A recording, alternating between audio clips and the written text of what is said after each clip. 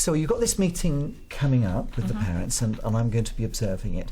And I guess what I'm going to be looking for a little bit is the quality of the dialogue between the two of you. Right. Because you've clearly got an agenda, because the school wants the children to get such and such a result, and the action plans have been drawn up by the departments. Yeah. And in a sense, you'll feel that it's gone well if they say, thank you for the action plan, yes, we'll do what we can, and go off and do what they can with that. Whether I've made myself clear and whether whether you've communicated that way. But then the other question is whether maybe they've got some agendas or concerns or difficulties of their own, and whether they feel free or get the opportunity to raise those with you, because there might be some deeper problems.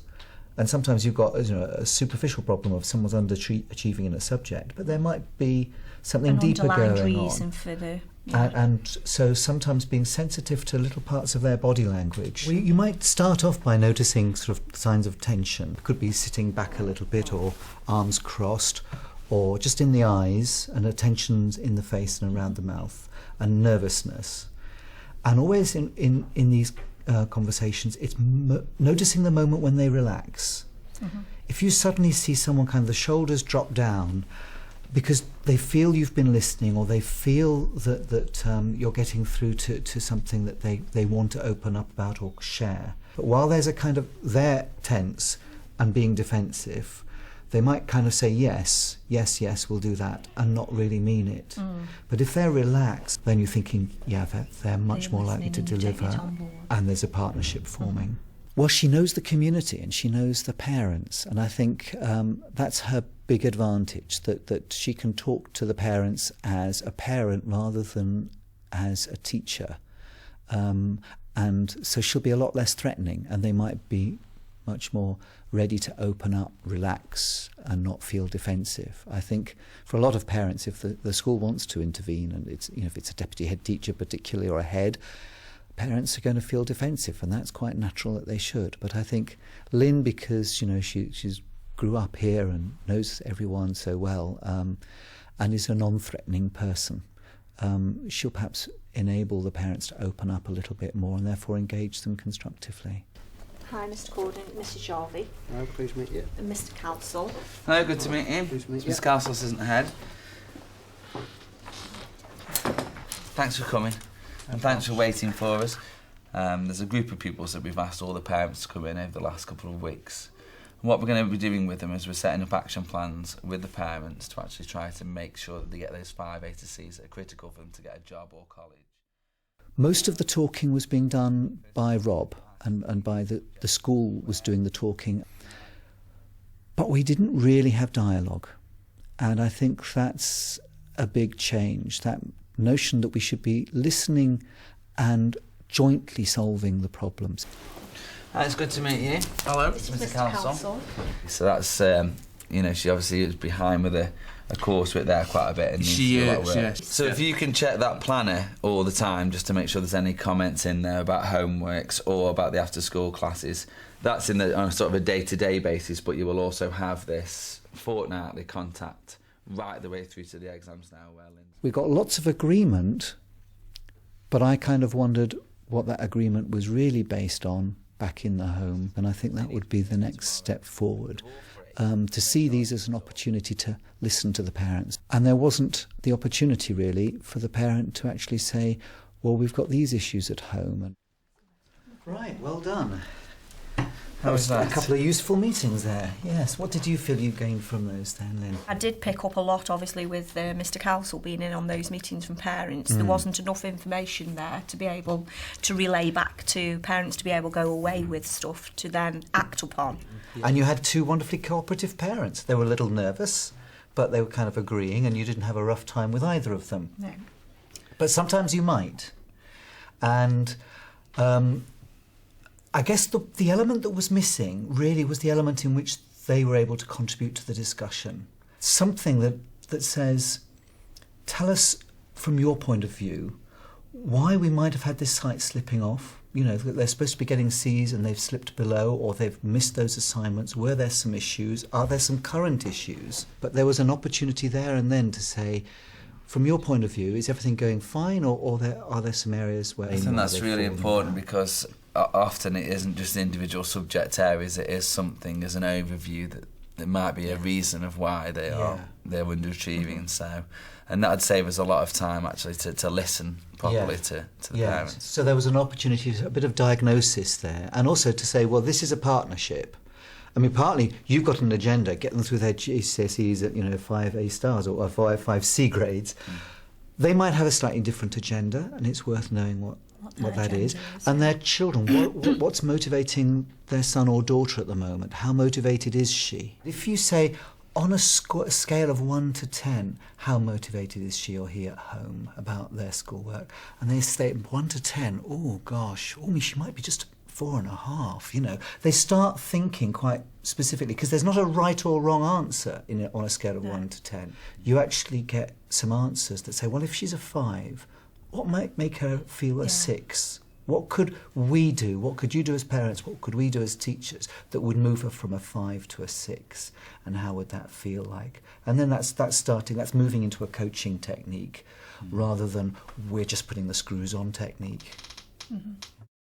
And they've got their own agenda and their own ambitions. And what are their ambitions? So with a bit of luck, these 2 meetings will achieve the result, and those kids will get their 5 A to C grades or whatever.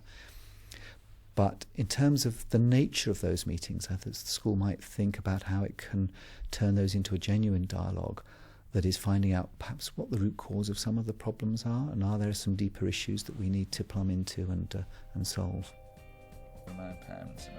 Improving one-on-one communication is seen as essential for schools, but Holden Lane are also keen to explore more imaginative ways of involving parents.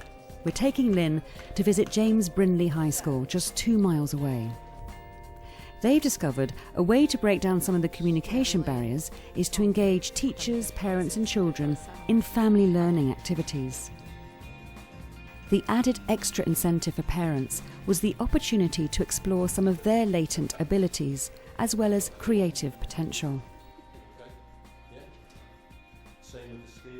Lynn's sitting in on one of their most popular classes. It's the go-karting club, where they've incorporated some real mechanical engineering into the building and racing of the karts.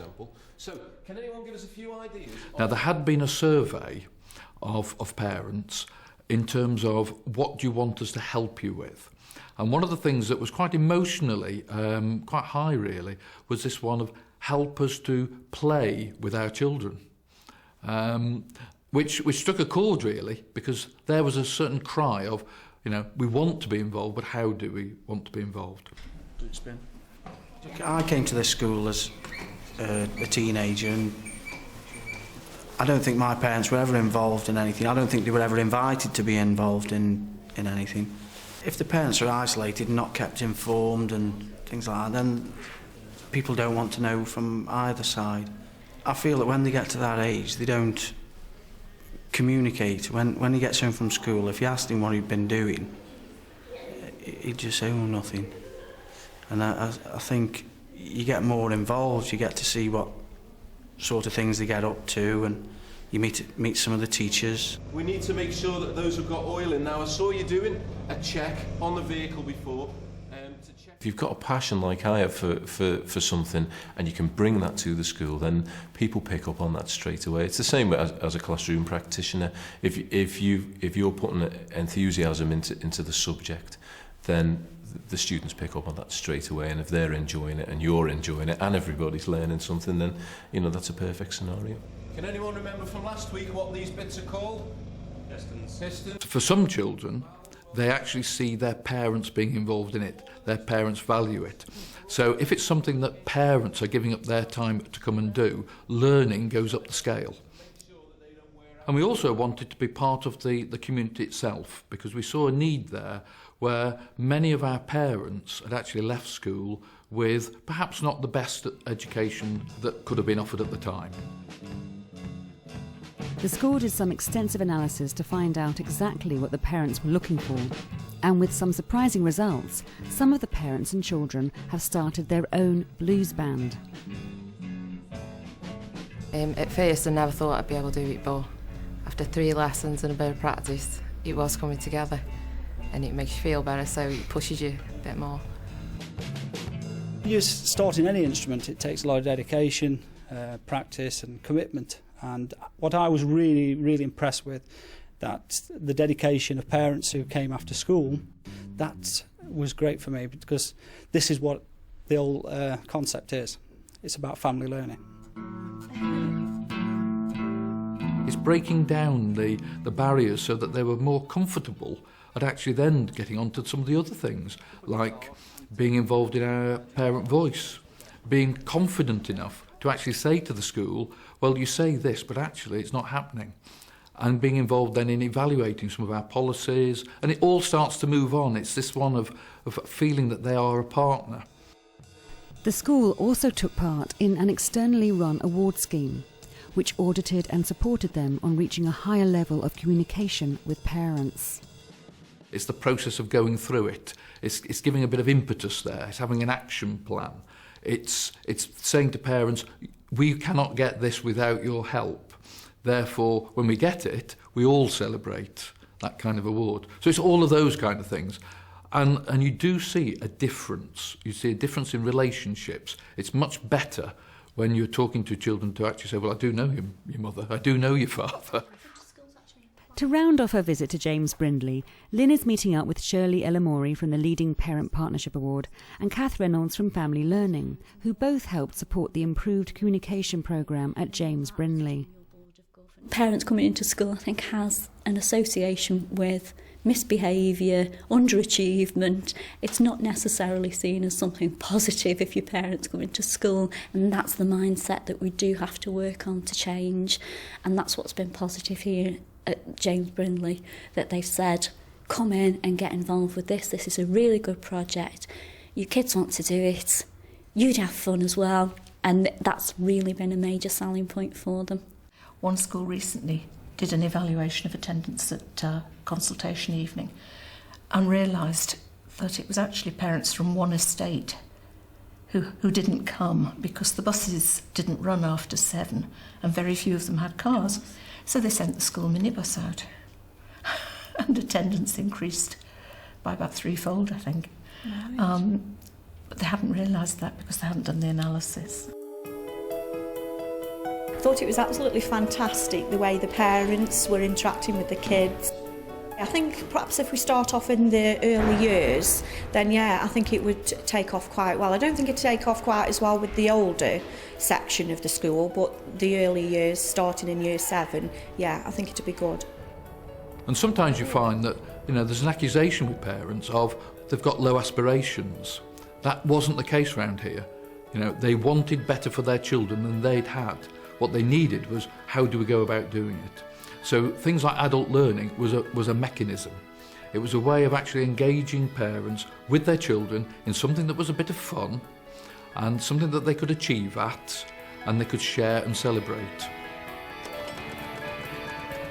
The hard-to-reach parents is the key to all of this, because it's the parents who are the hardest to reach that are probably the parents you need to reach most.